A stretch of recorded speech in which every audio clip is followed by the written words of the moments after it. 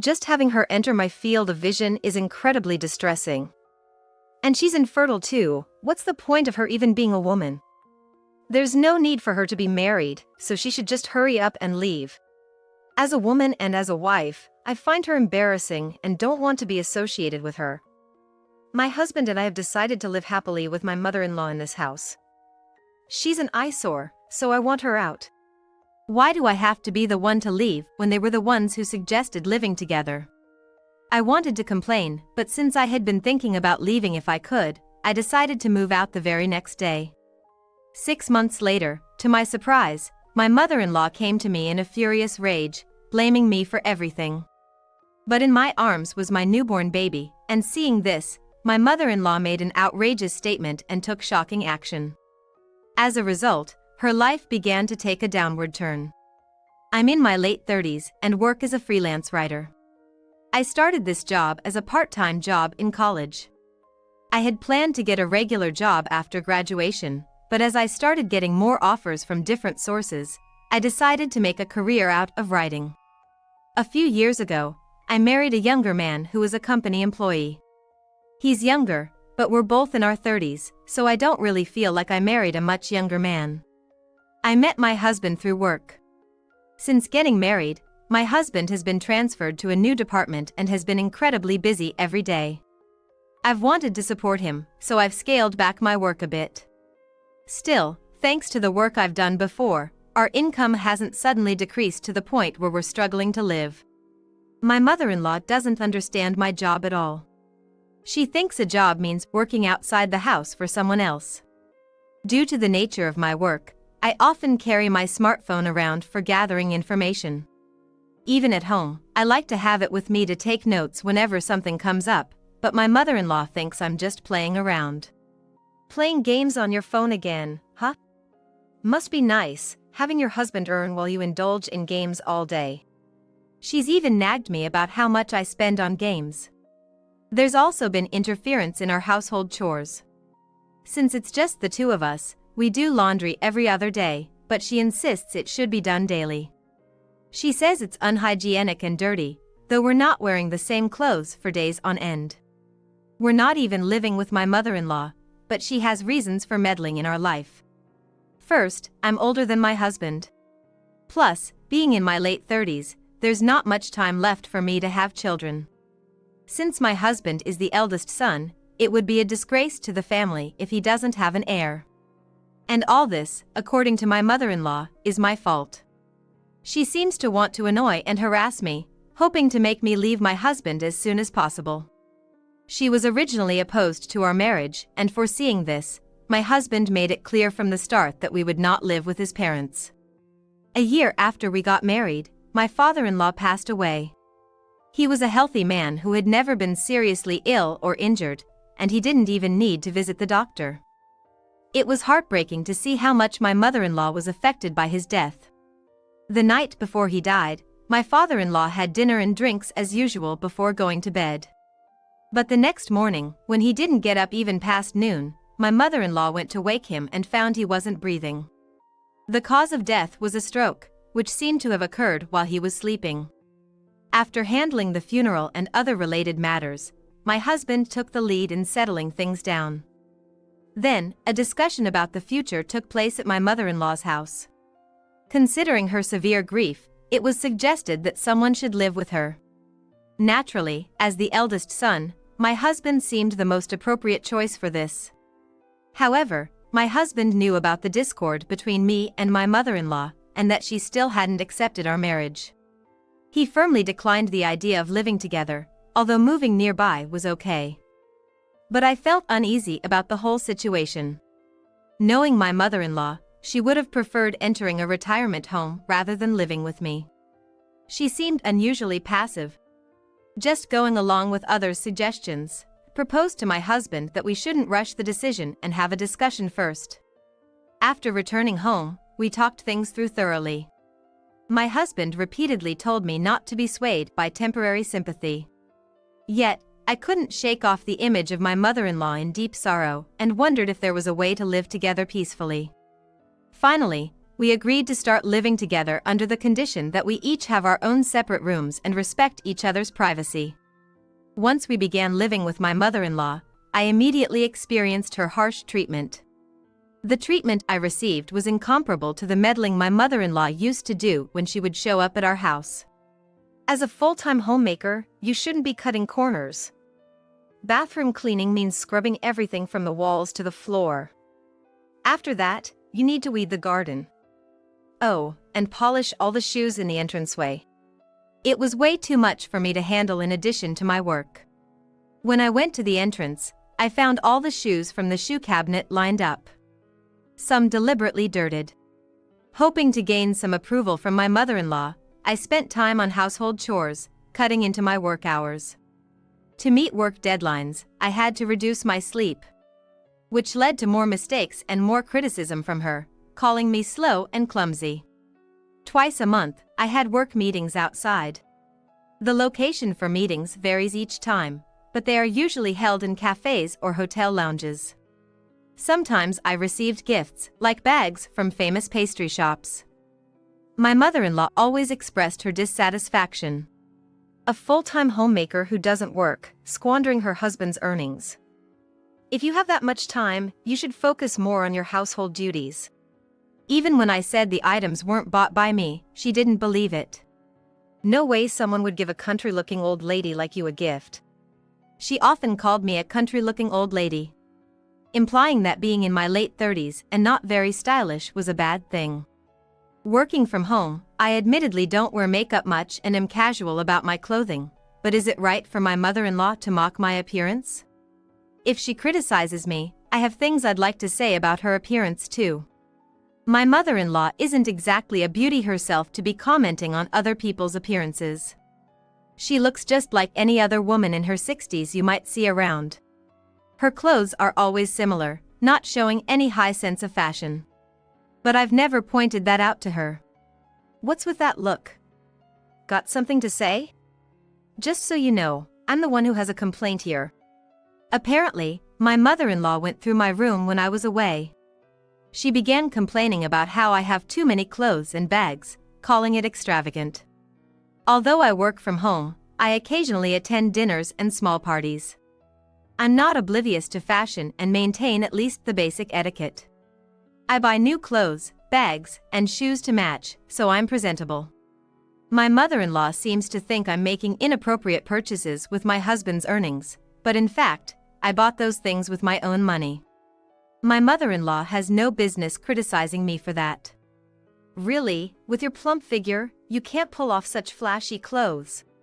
She said it was embarrassing and told me to be thankful as she was going to dispose of them.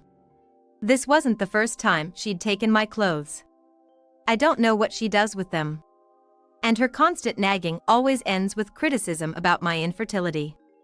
She pressures me to leave my husband quickly, blaming it on my age. At first, I endured it, thinking it stemmed from her loneliness and despair after losing my father-in-law. But as months passed, it only got worse, and I found it harder to tolerate her harassment. One day, my brother-in-law's wife came to visit. She's much younger. I remember hearing she's 7 years younger than him. Being in her early 20s, she's naive and my mother-in-law really likes her. She obediently listens to my mother-in-law, their relationship looking like absolute submission to me. Even when she makes mistakes, her charming attitude never angers my mother-in-law. While she calls me a bad wife and blames my age for my poor memory, she excuses my sister-in-law's mistakes as youth and tells her to learn gradually. The difference in how my mother-in-law treats me and my sister-in-law is like night and day. I always tried to finish my household chores in the morning so that I could dedicate my afternoons to work. At first, my mother-in-law and I had a tacit understanding about this arrangement, but once I firmly decided not to do chores past noon. She was infuriated. She complained to my husband, but he said to let me have a few hours in the afternoon to myself, leaving her speechless. I was able to concentrate on my work for a while, but things changed when my brother-in-law's wife started staying over regularly. You can't even have kids, so at least do the housework properly. She kicked and broke my room's sliding door. Oh, it's all your fault. You didn't come out when called. I'm going to tell mother-in-law that you broke it. Soon after, my mother-in-law burst into my room, yelling loudly. Getting plump because you're holed up and not doing chores in the afternoon, how audacious. She grabbed my hair and dragged me out of the room. My elbows and knees were scraped, and clumps of hair came out, leaving me shocked at being treated less than human. When I was too scared to look up at her, she forcefully raised my face. Wife who can't have kids is just a nuisance, so get out now. As she let go of my hand, I stumbled and hit my nose on the corner of a pillar. Then my brother-in-law's wife added insult to injury. My husband and I are going to live with mother-in-law. You're just in the way, so leave. I had been emotionally crushed by their words many times, but now they had resorted to physical force. Despite my best efforts, my mother-in-law never acknowledged them, and I realized she despised me enough to arrange for me to be replaced without my knowledge. Perhaps tired of berating me, or maybe bored by my lack of reaction, they let me go after a few minutes. I had a hard time staying with my mother-in-law and brother-in-law, so I waited in the corner of my room with bated breath for my husband to come home. That evening, despite coming home late from work, my husband immediately noticed something was off with me and seemed to understand what had happened to some extent. I confessed that I initially supported living with his family, but now I had reached my breaking point. I said I wanted to leave, even if it was just me, but he insisted on leaving together. The next day, he took the day off work and we moved out in a hurry. My mother-in-law made a scene, saying there was no need for my husband to leave. But he completely ignored her. We returned to our original house and started a life free from her harassment. In fact, when we moved to my mother-in-law's house, my husband had suggested we keep our own house without selling it. My husband probably foresaw that something like this might happen someday. Shortly after we left, my brother-in-law and his wife started living with her. My husband apparently received several calls from my mother-in-law asking him to leave me and come back, but he continued to ignore them until the calls eventually stopped. About 6 months later, I received a call from my brother-in-law's wife. Initially, I didn't want to get involved and ignored it, thinking it was my mother-in-law's doing. After repeatedly ignoring her calls, I finally checked the voicemail. In a weak voice, she said, "Help me." It didn't seem like an act, and as a human being, I couldn't ignore someone asking for help, so I decided to answer the next time she called. After a pause, when I finally answered my brother-in-law's wife's call, she was incredibly humble and just wanted someone to listen, so I silently heard her out. According to her, my mother-in-law had taken their bank books, cash cards, and bank seals. My brother-in-law was only given a $20 monthly allowance, and she received nothing at all. The reason given was that as a housewife, she didn't need money. My brother-in-law wasn't even given lunch money, living without a midday meal. My mother-in-law strictly managed the grocery budget, and when she tried to make lunch for him, my mother-in-law threatened to deduct it as a debt from his meager allowance. Their personal lives were completely controlled by her, even down to the usage of toilet paper. If it ran out too quickly, she would count the rolls and complain if she deemed it excessive. While my brother-in-law could escape her surveillance when he went out for work. She felt constantly watched, even when outside, causing her significant mental distress. My brother-in-law, who has always been meek and unable to stand up to his mother since childhood, remained the same even as an adult. She cried, describing their life as a living hell, both financially and mentally. Listening to her, I thought my mother-in-law was living the same way, but apparently, that was not the case. My mother-in-law seems to be controlling my brother-in-law and his wife's bank accounts and spending the money as she pleases. While they were struggling, she even indulged in luxurious meals. Moreover, she intends to have them look after her in her old age, pressuring my brother-in-law to work harder and even telling his wife to do piecework if she has time to sleep. Initially, I thought I would just listen, but hearing about their worse-than-imagined situation, I began to feel sympathy for them.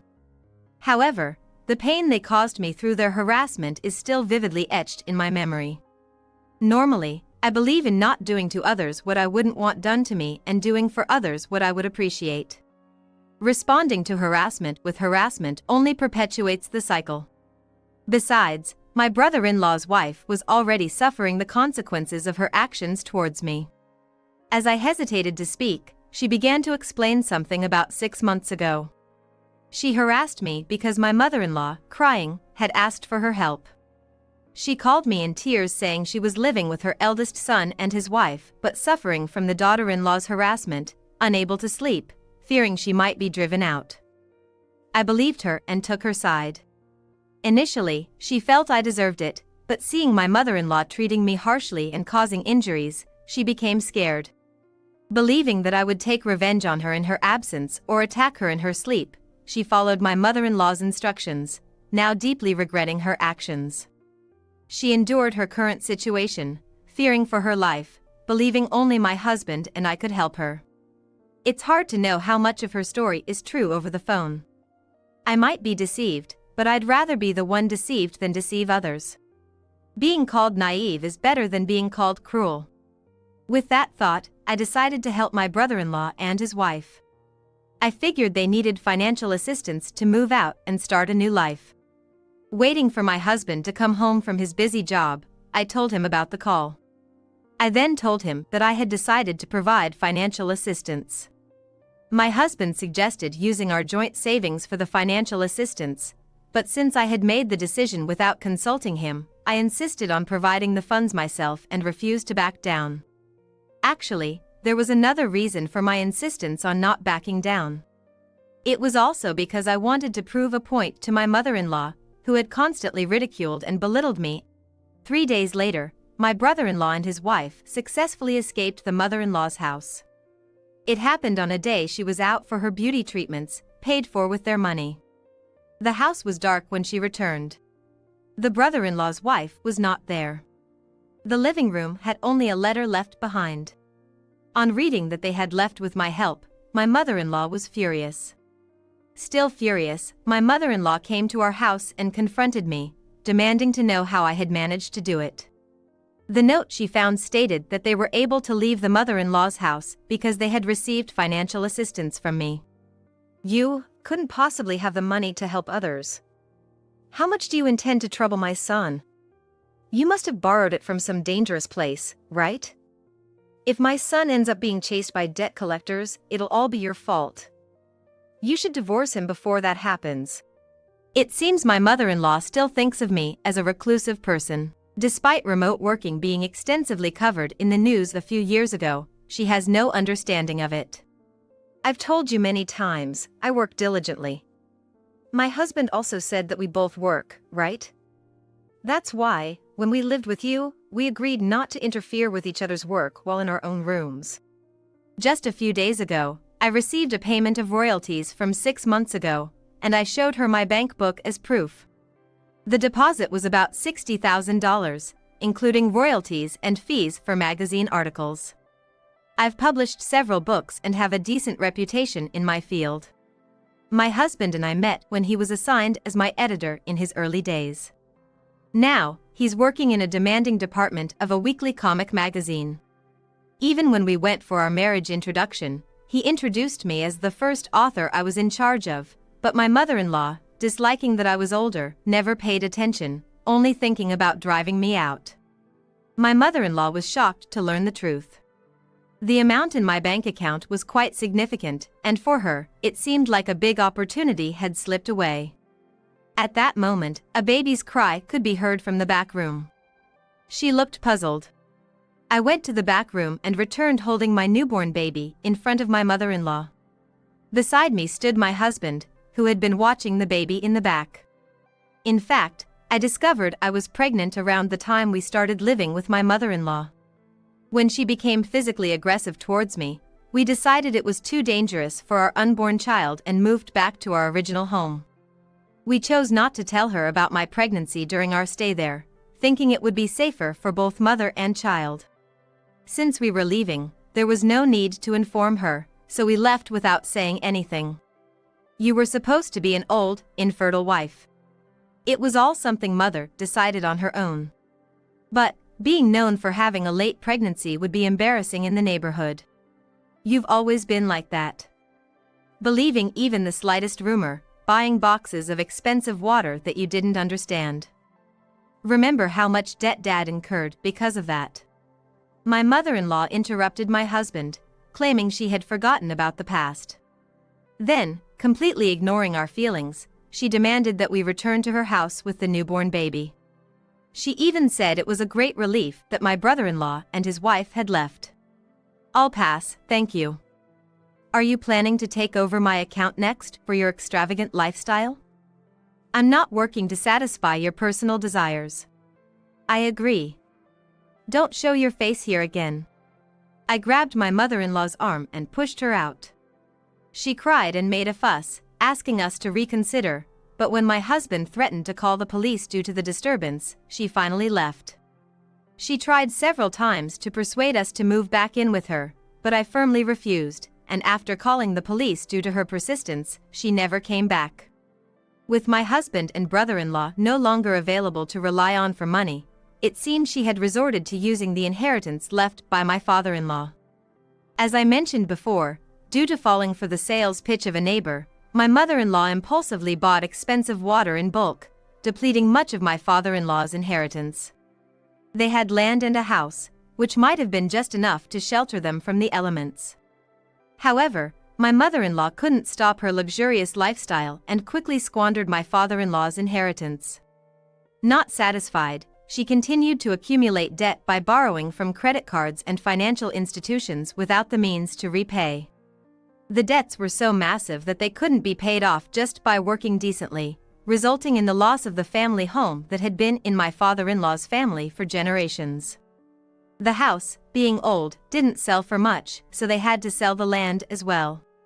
They managed to pay off the debts, but only a few $1,000s remained.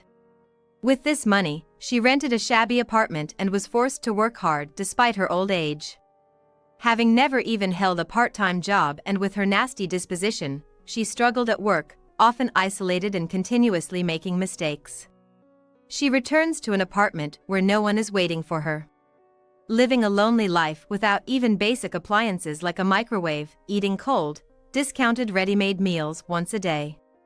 Apparently, after being disowned by us, she desperately sought help from my brother-in-law and his wife.